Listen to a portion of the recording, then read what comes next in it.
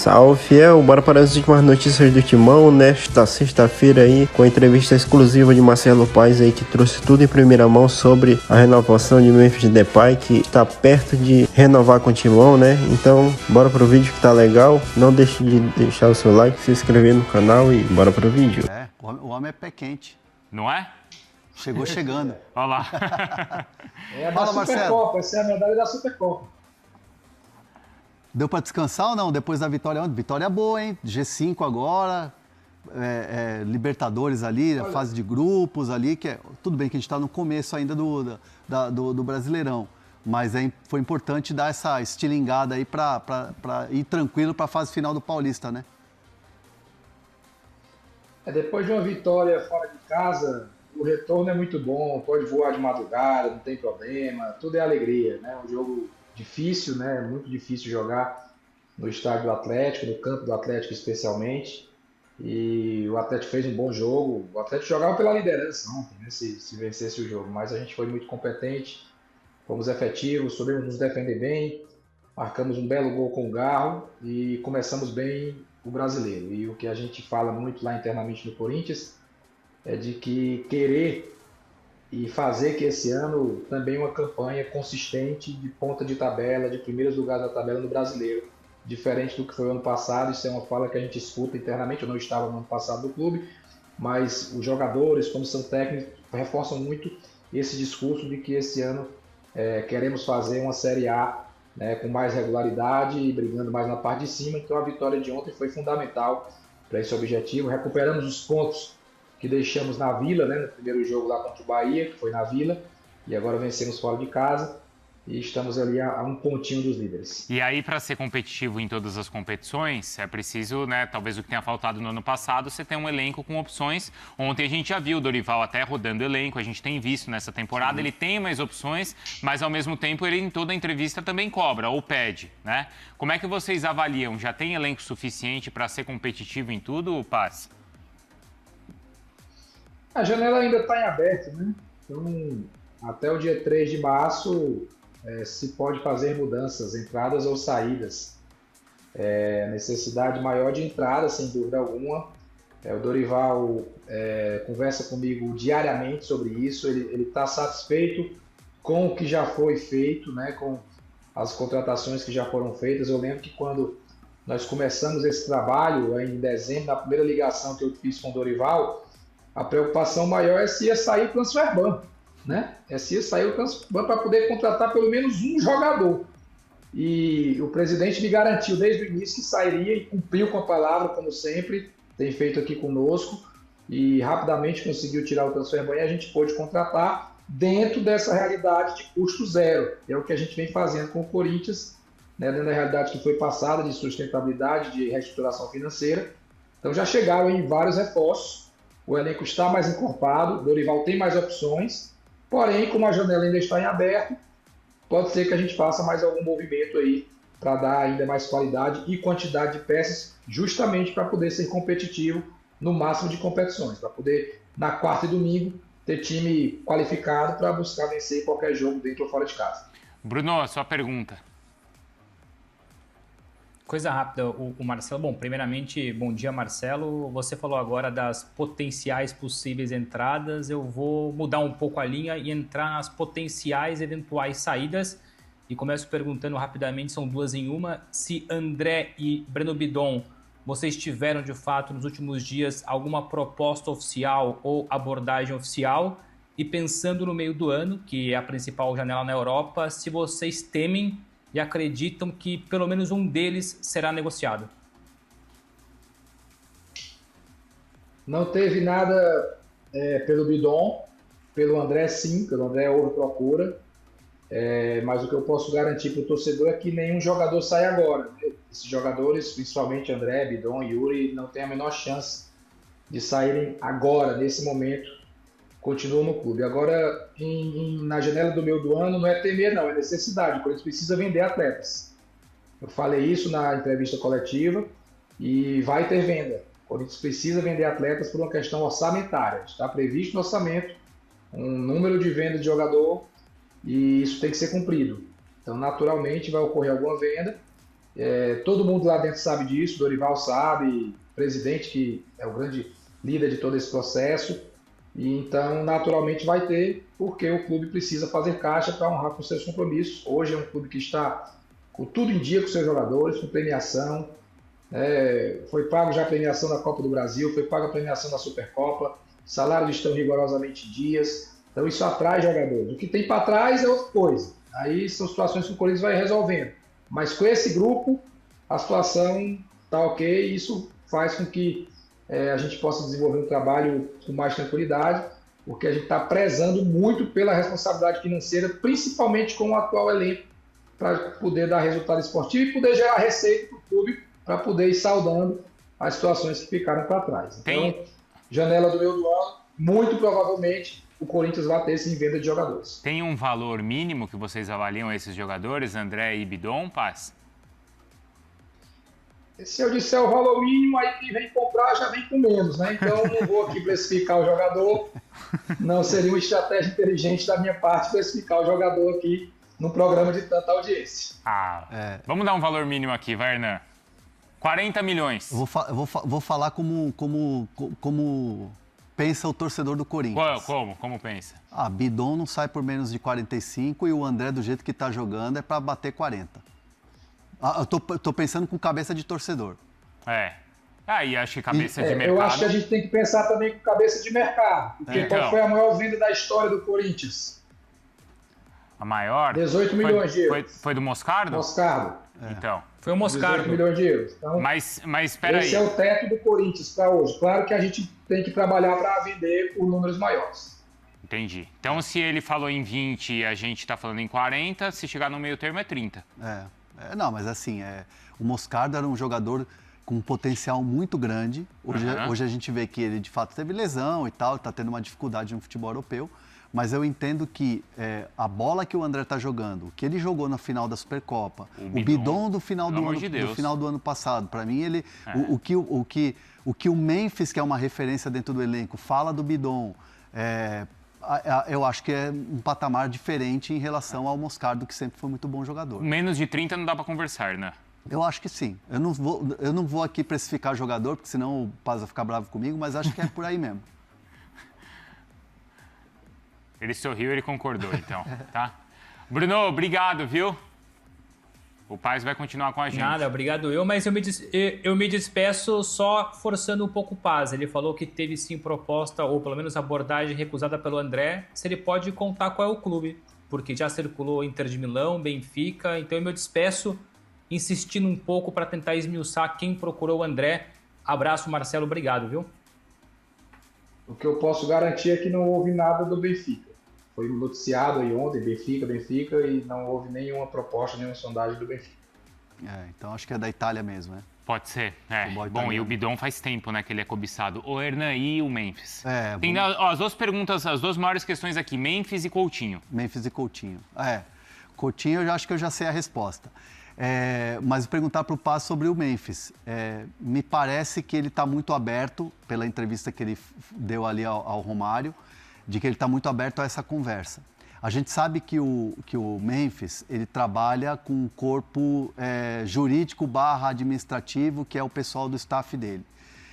E ontem aqui no Fala Fonte, Marcelo, eu dei a informação de que você tem sido uma pessoa importante nesse processo junto à diretoria. Óbvio que tem o peso do presidente, as decisões do presidente e tudo mais, mas você tem se aproximado cada vez mais do staff do Memphis nessa questão das conversas com o jogador, e que é algo muito positivo e um caminho que está muito bem se iniciando para planificar, para conseguir essa renovação de contrato.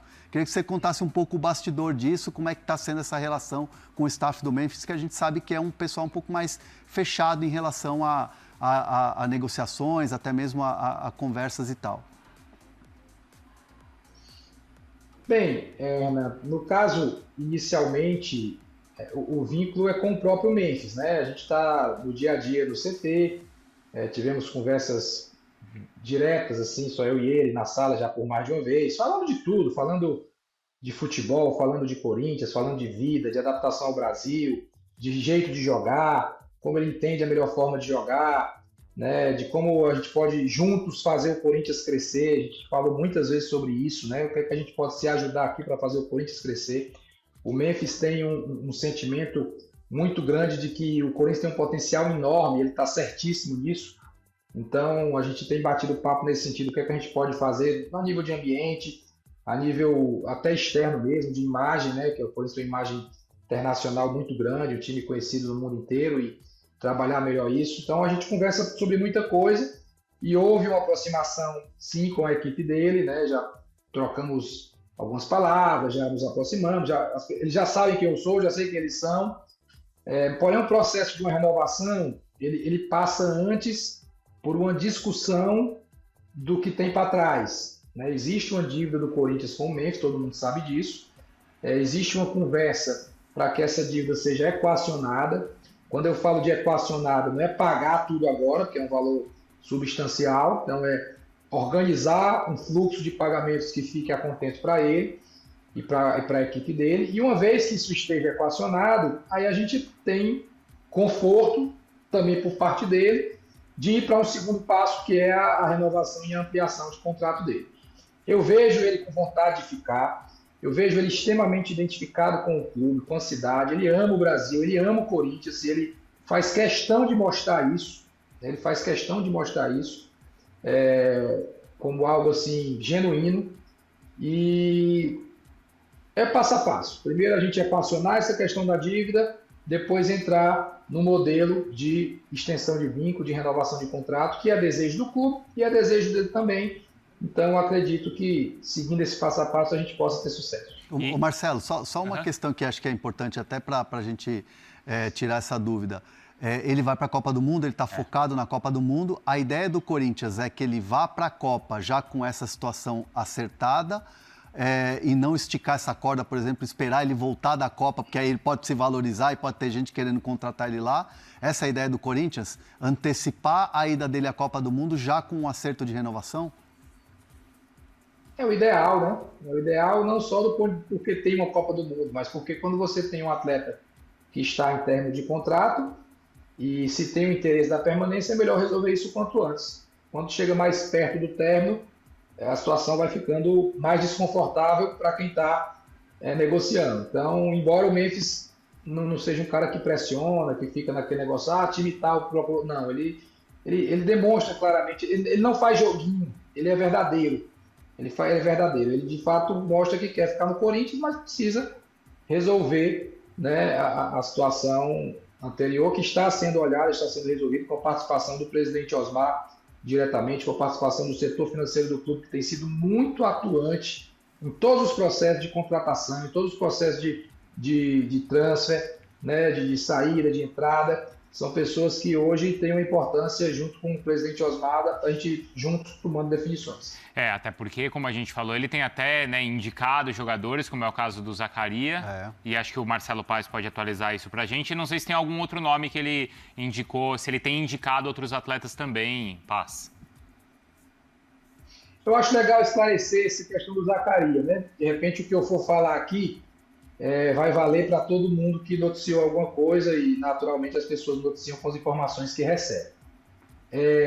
O Memphis, ele já tinha sinalizado, não só para mim, mas para outras diretorias a quais ele fez parte, ele como atleta, jogadores, não é Zaccaria, jogadores. Então, mais nomes ele já tinha trazido, sugerido, sempre com a intenção de ajudar, sempre com a intenção o Memphis pensa muito em mentalidade de jogo, né? Então ele entende que precisam de jogadores que entendam o jogo. Ele falou isso, né, para o Romário, né, que aqui os jogadores jogam muito com o coração, e na Europa tem uma cultura tática um pouco maior.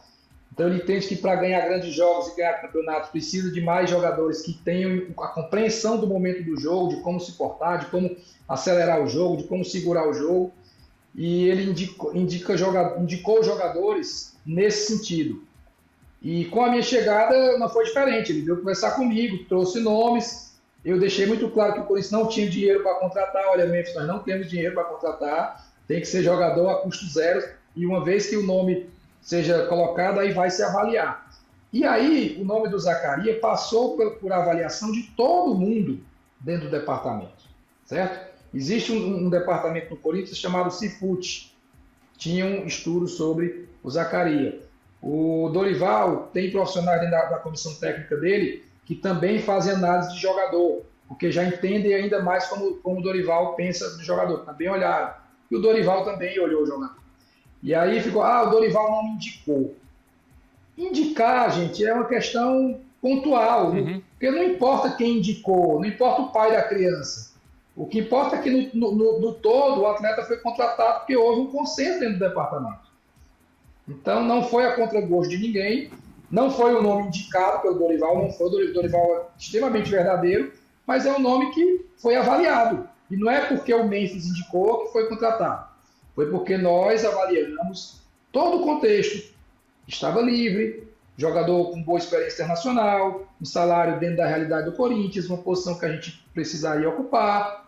E esse contexto fez com que a gente trouxesse o Zaccaria, que espero muito que entre no bid hoje. A gente está trabalhando para que ele entre no bid hoje, para que ele ainda possa atuar pelo Campeonato Paulista, mas domingo ele não tem chance de jogar mesmo que entre no bid, porque ele ainda está recondicionando aí da questão física, ganhando o lastro físico, ganhando condicionamento. Está muito em breve, está nos ajudando também dentro de campo.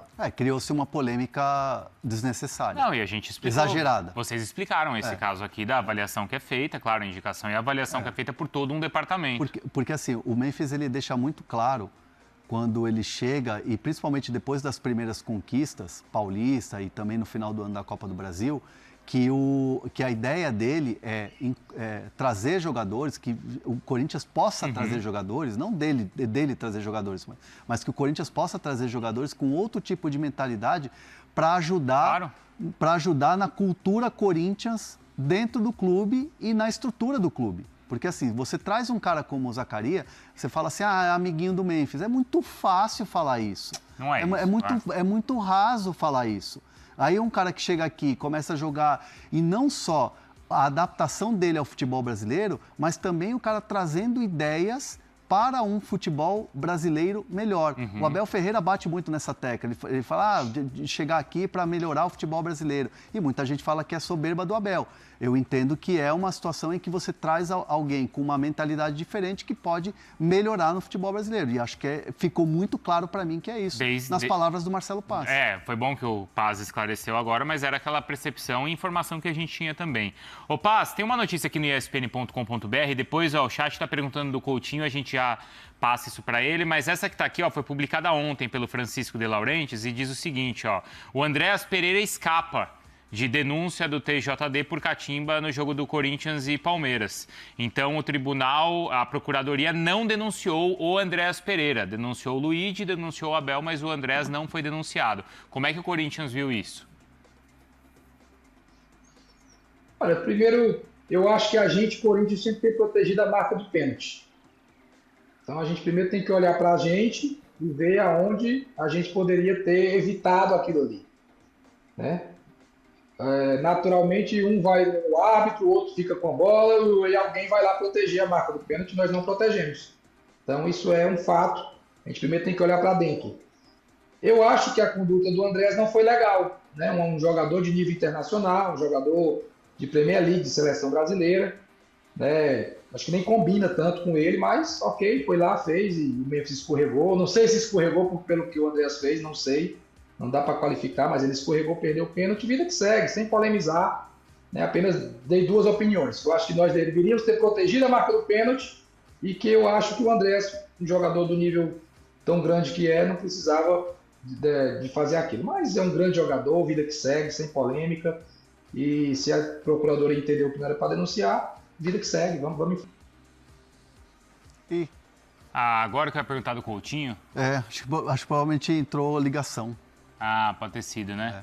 Acho que tá. Vamos ver se a gente consegue, então, restabelecer. Só pra gente, pelo menos, despedir aí do... Só pra gente se despedir dele, mas é interessante também essa declaração, então, do Paz, né? E o Andréas foi depois na base da zoeira, tipo, dizendo... Como é que foi aquilo, Hernan, depois lá? Porque isso foi na quinta e você não estava aqui na sexta, e a gente ficou nessa curiosidade, porque ele falou pra você que ele estava limpando a chuteira, né? Na hora, quando ele começa com um sorrisinho no canto de boca, eu já falei, bom, Ele está dando a versão dele, mas muito mais falando pro torcedor do Palmeiras que adorou aquilo e vai deixar alguém chateado. E deixou o Corinthians, o torcedor do Corinthians, repercussão. A repercussão. Ó, o Paz voltou aí. Ó. Voltou. Antes da gente despedir, então, Paz, tem a questão aí do Coutinho, que todo mundo está perguntando. E o Coutinho já trabalhou com o Dorival, tem espaço no Corinthians, não tem? Estão perguntando do Mastriani também. O Coutinho foi um jogador que o Dorival praticamente lançou no Vasco, né? O Dorival conversa muito aqui comigo e fala, o jogador tal começou comigo, ele tem uma memória muito boa dos diversos times que ele jogou, e ele lembra quem começou, quem passou por ele, e ele lembra lá do meio campo do Vasco. Se eu não me engano, na Série B, Coutinho, Alex Teixeira, Souza e Alan. Não o Alan que está conosco, o outro Alan. E é um atleta que o Dorival conhece, que o mundo inteiro conhece, mas não houve nenhum tipo de abordagem, nenhum tipo de diálogo, nenhum tipo de aproximação. Todo mundo sabe que ele rescindiu com o Vasco, mas não houve nenhum tipo de contato do Corinthians com ele até o momento. Então tá respondido. Então tá respondido. E o Mastriani? Pode ser uma opção? Do chat, também não. Pergunta do chat, também não. Também não que aqui o chat pergunta, a gente vai tirando as dúvidas, viu? Conheço demais o Mastriani. Jogou no América Mineiro, Atlético Paranaense, um centroavante canhoto, mas não houve nenhum tipo de abordagem. Para fechar, eu queria só deixar uma última pergunta para o Paz, eu sei que o tempo urge aqui, passa rápido. O gramado sintético ontem da Arena da Baixada, né, da Liga Arena.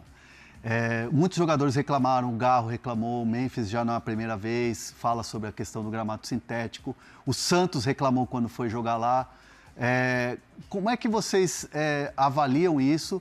Existe alguma preocupação do Corinthians ou alguma reclamação, algum toque e tal? Porque o gramado da Arena, a gente sabe, é elogiado por quase que todo mundo que vai jogar lá, né? É um gramado muito bom, o Corinthians cuida muito bem do gramado da Neoquímica Arena. Como é que vocês viram o jogo de ontem e se cabe algum tipo de, não reclamação, mas alguma observação em relação a melhorias desse gramado lá de Curitiba? Olha, Renan, eu não queria particularizar no gramado de Curitiba, né? Eu, individualmente, não gosto de gramado sintético. Eu acho que futebol profissional de alto nível foi feito para jogar em grama natural. Vamos ter a Copa do Mundo esse ano. Quantos gramados sintéticos vão ter na Copa do Mundo? Nenhum. Nenhum. Não vai ter. Então, se no maior evento de futebol do mundo não se faz um gramado sintético, então é porque o melhor é a grama natural. E eu falo com uma opinião particular, mas eu não conheço nenhum jogador de futebol profissional que goste de jogar no gramado sintético. Nenhum. Nenhum. Eles reclamam, eles ficam chateados. Eu estava assistindo o jogo ontem, tinha um jogador atrás de mim que não foi relacionado e a gente conversava ali, olha, a bola quica diferente, a velocidade da bola é outra, não é o mesmo jogo. Então é algo que eu acho que não é o ideal. Não é o ideal, mas assim, a minha opinião vale muito menos. A dos jogadores vale muito mais. Porque é quem joga, é quem vai para o campo, é para quem sente a dor de pisar num campo mais duro por 100 minutos. É de quem vê o kick da bola diferente, a velocidade da bola diferente, o jogo ser diferente. Então quem melhor pode opinar são os jogadores. Eu não conheço nenhum jogador de futebol profissional que diga é melhor jogar no sintético. Então acho que isso é que tem que ser levado muito em consideração. Ô Paz, isso que você ouve dos atletas, você trabalhou por muito tempo e com muito sucesso no Fortaleza e a gente sabe que o Castelão enfrentou por muitos anos o problema ali da condição do gramado. Do que você conversava com os jogadores, qual era a sensação deles e o que eles, acho que não é nem uma questão de preferir, mas onde eles tinham mais dificuldade, no sintético ou num gramado natural ruim? No sintético porque as dores são diferentes, né? As articulações doem muito mais, eles saem muito mais desgastados fisicamente de um campo sintético. Indubitavelmente no sintético, o que não justifica ter gramado ruim. Claro. Aí é uma coisa diferente, realmente o gramado do Castelão durante um bom tempo foi um gramado que apresentou defeitos. Do ano passado para cá já melhorou muito, mas eu sempre dizia lá, gente, para reverter essa imagem vai demorar demais, porque a imagem que se tem ainda é que é um gramado ruim, vai demorar tempo, né? Mas ano passado, se você ver, já melhorou bastante, não teve mais tanta reclamação, mas a imagem ainda fica de algo negativo. Porém, não há dúvida de que, para os jogadores, o pior tipo de piso é o gramado sintético. Isso aí é falado pelos jogadores que são os artistas do espetáculo. Que tem a opinião mais importante e relevante a ser ouvida. Vamos embora? É isso. Não, vamos agradecer o Paz aí. Obrigado, viu, Paz, pela participação aqui luxuosa no Fala Fonte. Volte mais vezes, a casa é sua.